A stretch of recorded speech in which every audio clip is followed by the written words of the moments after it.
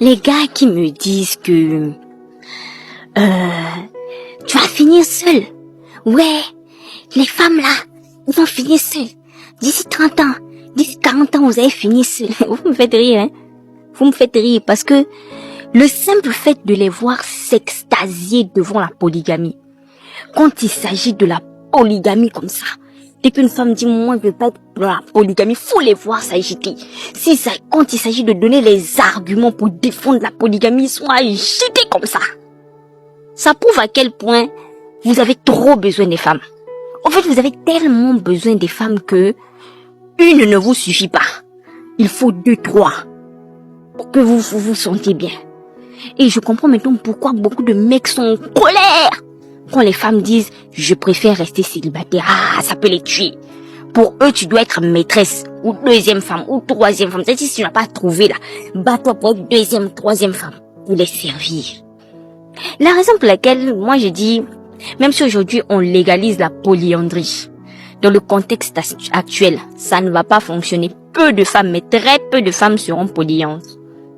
C'est parce que dans la structure et dans l'éducation des filles, elles ne sont pas faites pour être servies, mais pour servir.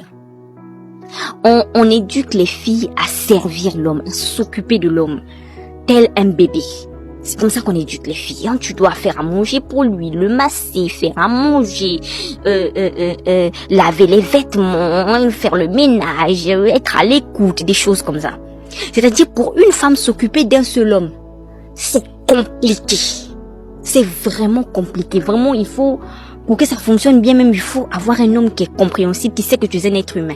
Mais si tu épouses un bantou là, nos bantous, du là, c'est-à-dire même toi-même seul, c'est vraiment difficile. Mais à combien plus forte raison, 2 hommes, 3 hommes, ça va pas fonctionner. Ça ne va pas fonctionner. Voilà pourquoi, comme les mecs, dans leur éducation, ils sont construits pour attendre que les femmes les servent. Ce sera difficile pour eux d'accepter de partager une femme. C'est pas possible. Donc pour eux, ils ont tellement besoin des femmes qu'il faut qu'elles soient à 2, à 3 pour le satisfaire. Ces besoins sont tellement énormes et dépendent tellement des femmes que une seule, c'est compliqué.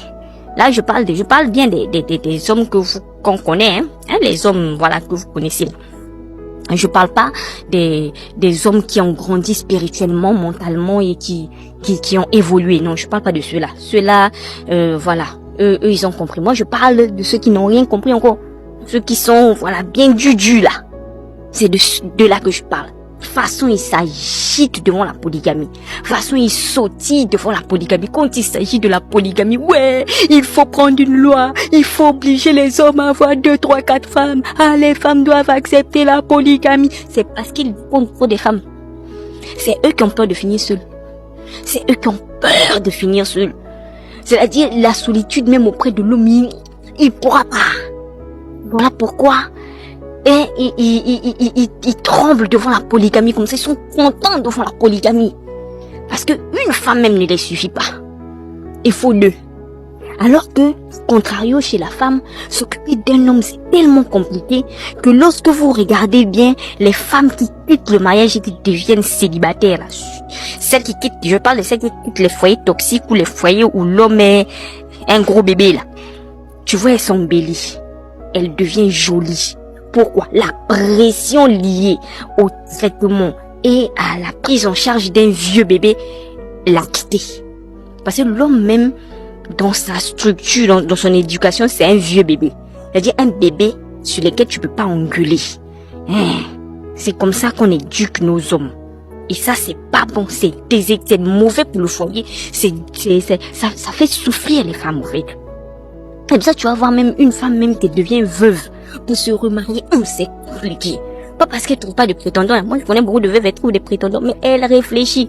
Je vais encore aller laver habits, laver assiette, masser pieds, masser le dos, faire la courbette devant la belle famille.